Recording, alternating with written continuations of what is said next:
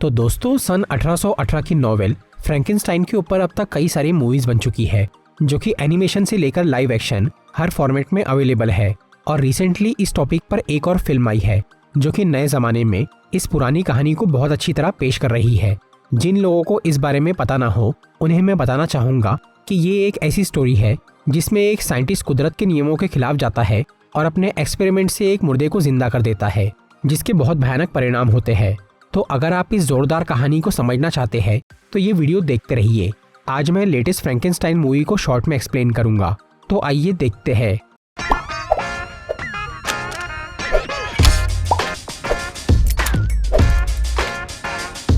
तो फिल्म की शुरुआत होती है ईयर 1857 में, जहां एक बड़ा सा पानी का जहाज और उसमें मौजूद कई सारे सोल्जर्स नॉर्थ पोल की तरफ जा रहे थे।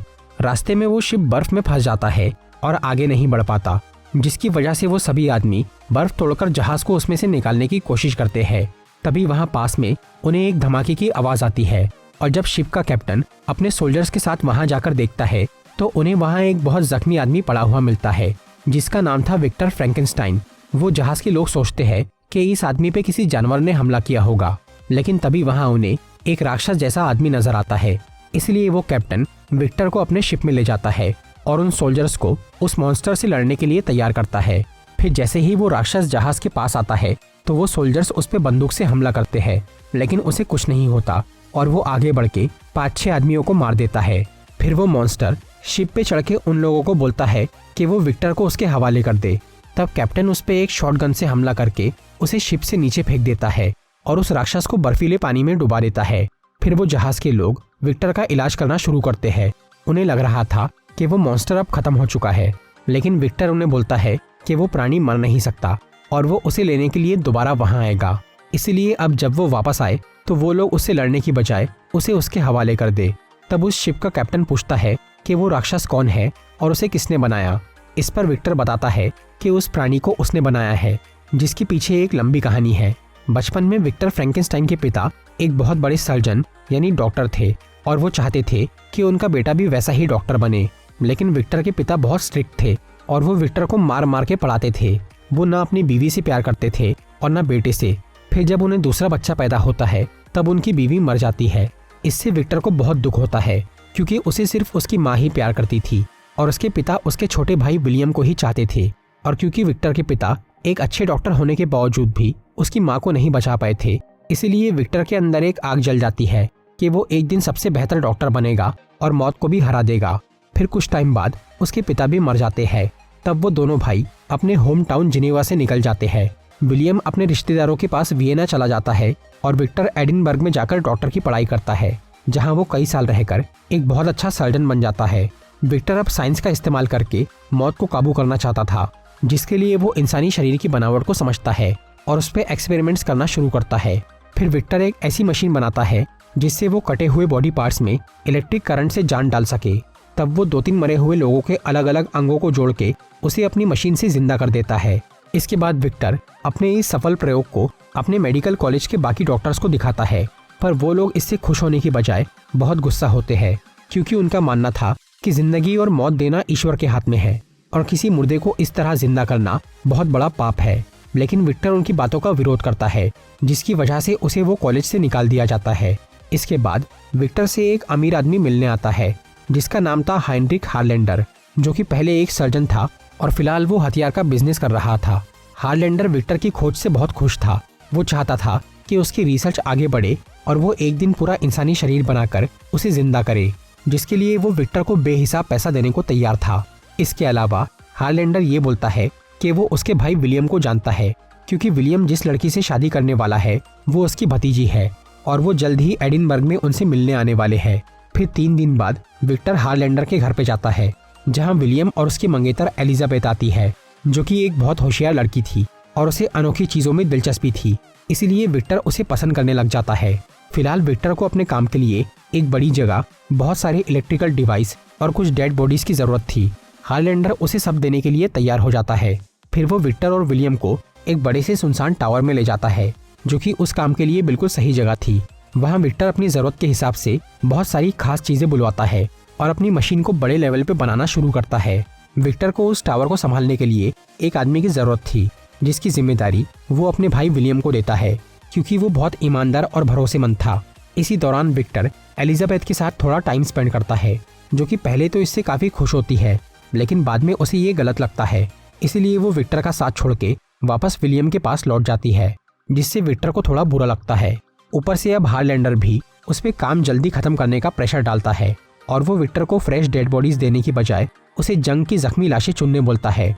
तब विक्टर अपने फाइनल प्रोजेक्ट में लगने वाली एक अच्छी बॉडी बनाने के लिए कई बेकार लाशों के सही हिस्से चुनकर जोड़ता है और एक लंबा चौड़ा शरीर बनाकर उसे अपनी मशीन में फिट कर देता है। अब बस उसे एक तूफानी बारिश का इंतजार था, क्योंकि उस मशीन से वो लाश को जिंदा करने के लिए आसमानी बिजली की जरूरत थी, जिसमें बहुत ऊर्जा होती है। फिर एक शाम जब तूफान आने वाला होता है, तब विक्टर हारलैंडर को वहां बुलाता है और अपनी मशीन तैयार करना शुरू करता है। पर तभी हारलैंडर ये बताता है कि उसे एक जानलेवा बीमारी है, जिससे वो जल्द ही मरने वाला है। इसीलिए वो विक्टर को अपने एहसान याद दिलाकर उसे अपना दिमाग उस नए शरीर में लगाने बोलता है, जिसे अभी जिंदा किया जाने वाला था, ताकि उसकी जान बच जाए। लेकिन विक्टर हारलैंडर को बोलता है कि उसका शरीर अंदर से पूरी तरह सड़ चुका है, इसीलिए उसकी ये इच्छा पूरी नहीं हो सकती। पर हारलैंडर इससे गुस्सा हो जाता है और वो विक्टर के पीछे पड़ जाता है। लेकिन जब वो उसकी बात नहीं सुनता, तब हारलैंडर उस मशीन का एक कंडक्टर उठा लेता है और उसे टावर से नीचे फेंकने की धमकी देता है। तब विक्टर उसे रोकने की कोशिश करता है। इस चक्कर में हारलैंडर वो टावर से नीचे गिर जाता है और मर जाता है। ऊपर से वो कंडक्टर भी थोड़ा डैमेज हो जाता है। इसके बावजूद भी विक्टर उसे अपनी मशीन में लगाता है। फिर जैसे ही वहाँ एक जोरदार बिजली कड़कती है, तो उससे वो मशीन चालू हो जाती है, लेकिन उस खराब कंडक्टर की वजह से जल्दी बंद भी हो जाती है और वो बॉडी जिंदा नहीं हो पाती, जिससे उदास होकर विक्टर सो जाता है। पर अगले दिन अचानक उस लाश में जान आ जाती है और वो आदमी विक्टर के पास पहुंच जाता है, जिसे देखकर विक्टर बहुत खुश होता है और उसे धीरे धीरे सब सिखाने लगता है, क्योंकि वो प्राणी बिल्कुल एक बच्चे जैसा था, लेकिन वो ज्यादा कुछ सीख नहीं पाता और बस विक्टर का नाम ही बोल पाता है। पर उस प्राणी की ये खासियत थी कि वो बहुत ताकतवर था और उसके घाव काफी तेजी से भर रहे थे। लेकिन विक्टर अब उससे परेशान हो गया था और ये सोचने लग गया था कि उसने बेकार में ही इतनी मेहनत करके उसे बनाया। फिर एक दिन उस टावर में विलियम और एलिजाबेथ आ जाते हैं और विक्टर से हारलैंडर के बारे में पूछते हैं, पर वो उनसे झूठ कह देता है कि वो कुछ दिन के लिए बाहर गया है। फिर एलिजाबेथ उस टावर में घूमते हुए वो प्राणी को देख लेती है, जिसे विक्टर ने चेन से बांध के रखा था। इससे एलिजाबेथ को उस पर दया आ जाती है और क्योंकि उसे पहले से ही अजीब चीजों में दिलचस्पी थी, इसीलिए वो उस प्राणी के साथ प्यार से पेश आती है, जिससे वो थोड़ा खुश होता है। इसके बाद विक्टर विलियम को भी वहां लाकर उसे वो प्राणी दिखाता है, जो कि अपने भाई की कामयाबी देखकर खुश होता है। फिर एलिजाबेथ और विलियम उसी टावर में रुक जाते हैं, जहां एलिजाबेथ एक बार और उस प्राणी से जाकर मिलती है और उसे अपना नाम बोलना सिखाती है, जो कि वो सीख जाता है, क्योंकि वो प्यार से सिखा रही थी। इसके बाद जब एलिजाबेथ वहां से निकलती है, तो विक्टर उसे बोलता है कि वो उस प्राणी से दूर रहे, क्योंकि उसमें अकल नहीं है और उसके शरीर में कोई खराबी है। तब एलिजाबेथ उसे बोलती है कि वो प्राणी बिल्कुल ठीक है और उसका दिल साफ है, बस विक्टर ही उसे समझ नहीं पा रहा है, क्योंकि उसका दिल मैला है। ये सुनकर विक्टर बहुत गुस्सा हो जाता है और उस प्राणी के पास जाकर उसे लोहे की रॉड से मार के सिखाने की कोशिश करता है, जिससे चिढ़के वो प्राणी उस रॉड को तोड़ देता है। ये देखकर विक्टर बहुत डर जाता है और उस प्राणी को खत्म करने का सोचता है, जिसके लिए वो पहले एलिजाबेथ को वहां से हटाना चाहता था, ताकि वो उसे रोके ना। और इसी वजह से वो विलियम को हारलैंडर की लाश दिखाकर बोलता है कि उसे वो प्राणी ने मारा है और वो उन्हें भी नुकसान पहुंचा सकता है, इसीलिए वो एलिजाबेथ को लेकर वहां से निकल जाए। तब विलियम कोई बहाना बनाकर एलिजाबेथ को वहां से बाहर निकालता है और दूसरे शहर ले जाने लगता है।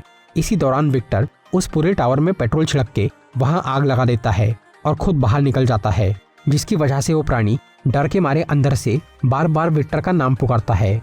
तब विक्टर को थोड़ा पछतावा होता है और वो वापस जाकर उसे बचाने का सोचता है, पर वो जैसे ही दरवाजे से अंदर जाने की कोशिश करता है, तो वहाँ एक जोरदार धमाका होता है, जिससे विक्टर का एक पैर टूट जाता है। उधर एलिजाबेथ को ये समझ में आ गया था कि विक्टर उस प्राणी को मार डालेगा, इसीलिए वो विलियम के साथ वापस उस टावर में आती है, जहाँ उन्हें विक्टर बहुत जख्मी हालत में मिलता है और वो टावर पूरी तरह बर्बाद हो गया था। फिर हमें प्रेजेंट का टाइम दिखाया जाता है, जहाँ विक्टर उस शिप के कैप्टन को अपनी कहानी सुना रहा था। तभी अचानक उस जहाज पे वो मॉन्स्टर यानी वही प्राणी आ जाता है, जो कि विक्टर तक पहुंचने के लिए उस कैप्टन को मारने की कोशिश करता है। ये देखकर वो कैप्टन बोलता है कि उसके मालिक ने जो कहानी सुनाई है वो बिल्कुल सच है, यानी वो एक हैवान है।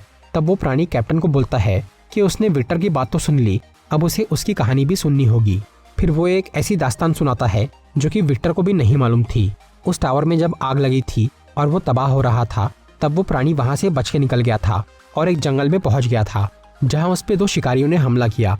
लेकिन वो वहां से बच के भाग गया और उन्हीं शिकारियों के घर में जाकर छुप गया। वो एक किसान परिवार था जिसमें एक अंधा बूढ़ा आदमी भी था, जो कि उन शिकारियों का पिता था। तब वहां वो प्राणी छुप के उस घर में रहता है और उस परिवार की बातों से काफी कुछ सीखता है। वहां जब वो बूढ़ा आदमी अपनी पोती को किताब पढ़ाता है, तो ये देखकर वो प्राणी भी बोलना और पढ़ना सीख लेता है। इसके बदले में वो छुप छुप कर उन घर वालों की मदद करने लगता है। वो रात के वक्त जंगल से उनके घर में लकड़ियां लाके रखता है और उनकी भेड़ों की रक्षा के लिए एक शेल्टर भी बनाता है। उन घर वालों को लग रहा था कि ये काम जंगल की पवित्र आत्मा कर रही है, जिसके लिए वो उसका शुक्र अदा करते हैं और बदले में घर के बाहर खाना और कपड़े रखते हैं, जो कि वो प्राणी इस्तेमाल करता है और काफी खुश रहता है। इस तरह से कुछ दिन बीत जाते हैं।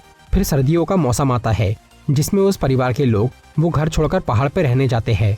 लेकिन वो बूढ़ा आदमी वहीं रुकता है और उसे मालूम था कि वो पवित्र आत्मा भी वहीं पे है, जो कि असल में एक आदमी है। फिर वो प्राणी बहुत हिम्मत करके उस बूढ़े के सामने जाता है, जो कि उसका स्वागत करता है और उसे अपना दोस्त बनाकर साथ में रहने बोलता है। फिर वो बूढ़ा उसे अच्छे से बोलना और पढ़ना सिखाता है। तब वो प्राणी किताबें पढ़ के उस बूढ़े को सुनाता है और वो दोनों बहुत खुश रहते हैं। अब वो प्राणी बस ये जानना चाहता था कि उसका जन्म कैसे हुआ और वो बाकी लोगों से इतना अलग क्यों है। इस पर वो बूढ़ा उसे सलाह देता है कि वो जहाँ से आया है वहीं जाकर अपने अस्तित्व की खोज करे। इसीलिए वो प्राणी वापस उसी टावर में जाता है, जहाँ उसे कचरे में विक्टर की रिसर्च के कुछ पेपर्स मिलते हैं, जिसे देखकर वो समझ जाता है कि उसे बेकार लाशों को जोड़कर मशीन से बनाया गया है। इससे उसे काफी दुख होता है। फिर वो वापस जंगल में उसी घर में जाता है, जहाँ कुछ भेड़ियों ने हमला कर दिया था और वो बूढ़ा काफी घायल हो चुका था। वो प्राणी उन भेड़ियों को वहां से भगाता है और उस बूढ़े को बताता है कि उसे कैसे बनाया गया और वो असल में एक राक्षस है। तब वो बूढ़ा उस प्राणी को बोलता है कि वो एक अच्छा इंसान है और उसका खास दोस्त है। ये कहकर वो मर जाता है। तभी उस घर में वो बूढ़े के बेटे वापस आ जाते हैं, जिन्हें लगता है कि उनके पिता को उस राक्षस ने मार दिया। इसीलिए वो उस पर बंदूक से वार कर देते हैं और उसे बुरी तरह घायल करके घर के बाहर फेंक देते हैं। तब वो प्राणी काफी देर तक वहीं पड़ा रहता है, लेकिन वो अब तक मरा नहीं था। फिर उसके जख्म ठीक होते हैं और वो होश में आता है। अब वो बिल्कुल अकेला हो चुका था और उसे बस एक ही नाम याद था, विक्टर, जिसके घर का एड्रेस उसे वो टूटे हुए टावर से मिल गया था, जो कि जिनेवा शहर में था। इसीलिए वो प्राणी वहां जाने के लिए निकल जाता है। फिर वो काफी लंबा सफर करके उस घर में पहुंचता है, जहां पे विक्टर मौजूद था और अब वहां विलियम और एलिजाबेथ की शादी होने वाली थी। तब वहां वो प्राणी विक्टर से मिलता है और उसे बोलता है कि वो कभी मर नहीं सकता और वो पूरी जिंदगी ऐसे अकेले नहीं बिताना चाहता। इसीलिए वो विक्टर को कहता है कि वो उसके लिए वैसी ही एक लड़की बनाकर दे, जो कि उसके साथ हमेशा रह सके। लेकिन विक्टर इसके लिए मना कर देता है और बोलता है कि वो दोबारा कभी ऐसा हैवान नहीं बनाएगा, ताकि दुनिया में उनकी नस्ल न बढ़े। इससे गुस्सा होकर वो प्राणी विक्टर को मारना चालू करता है और ये शोर सुनकर एलिजाबेथ वहां आ जाती है, जो कि उस प्राणी को जिंदा देखकर बहुत खुश होती है। तब विक्टर उस प्राणी पे बंदूक से गोली चलाता है, लेकिन एलिजाबेथ बीच में आ जाती है और वो खुद घायल हो जाती है। फिर वहां विलियम और कुछ लोग आते हैं, जिन्हें विक्टर बोलता है कि एलिजाबेथ को उस राक्षस ने मारा है, जिसकी वजह से वो लोग उस पर हमला करते हैं। तब वो प्राणी उन सबको उठा के फेंक देता है, जिससे विलियम भी बहुत जख्मी हो जाता है और वो विक्टर को बोलता है कि असली हैवान तो वो खुद है, जिसने सबको बर्बाद कर दिया। इसके बाद विलियम मर जाता है। उधर एलिजाबेथ उस प्राणी को बोलती है कि वो उसे वहां से कहीं और ले चले। तब वो उसे एक बर्फीली गुफा में ले जाता है, जहां एलिजाबेथ उस प्राणी को अपने प्यार का इजहार करती है और मर जाती है। फिर विक्टर वहां आता है, जो कि एलिजाबेथ को मरा हुआ देखकर काफी दुखी होता है। तब वो प्राणी विक्टर को बोलता है कि उसने उसे जो जबरदस्ती की जिंदगी और इतना दुख दिया है, उसके बदले में वो अब उसका जीना हराम कर देगा। फिर वो प्राणी विक्टर को थोड़ा पीटता है और वहां से चला जाता है। तब विक्टर गुस्से में उसका पीछा करने लगता है और अब उन दोनों में चूहे बिल्ली जैसी दौड़ भाग शुरू हो जाती है, जहां वो प्राणी कई बार विक्टर से टकराता है, जो कि उसे मारने की कोशिश में नाकाम होता है और वो प्राणी हर बार उसे पीट के निकल जाता है। लेकिन फिर भी विक्टर उसका पीछा नहीं छोड़ता। इस तरह से कई महीने बीत जाते हैं और विक्टर अब उसकी तलाश में आर्कटिक पहुंच जाता है, जहां वो कुछ हथियार और बॉम्ब खरीदता है। फिर एक रात वो प्राणी उसके सामने आता है, जहां उन दोनों की लड़ाई शुरू होती है। तब विक्टर उसे मारने के लिए एक डायनामाइट निकालता है, पर वो प्राणी खुद उस डायनामाइट को जलाकर अपने हाथ में ले लेता है और विक्टर को भागने बोलता है। फिर वहां एक जोरदार धमाका होता है, जिससे वो प्राणी को तो कुछ नहीं होता, लेकिन उससे विक्टर घायल होकर वो जहाज तक पहुंच जाता है, जहां अभी उस शिप का कैप्टन उसका इलाज कर रहा था और वो प्राणी अपनी कहानी सुना रहा था। ये सब सुनकर अब विक्टर का दिल पिघल जाता है और वो उस प्राणी को अपना बेटा कहकर उससे माफी मांगता है और वो उसे अपनी अमर जिंदगी स्वीकार करके खुशी से जीने की सलाह देता है। वो प्राणी भी अब विक्टर को अपना पिता मानकर उसे माफ कर देता है, जिसके बाद विक्टर मर जाता है। फिर वो प्राणी वहां से बाहर निकलता है और उस बर्फ में फंसे हुए जहाज को अपनी ताकत से आजाद कर देता है, जिससे वो शिप के लोग खुश हो जाते हैं और वो प्राणी अब एक नई जिंदगी शुरू करता है। तो दोस्तों, ये थी फ्रैंकेनस्टाइन मूवी की एक्सप्लेनेशन।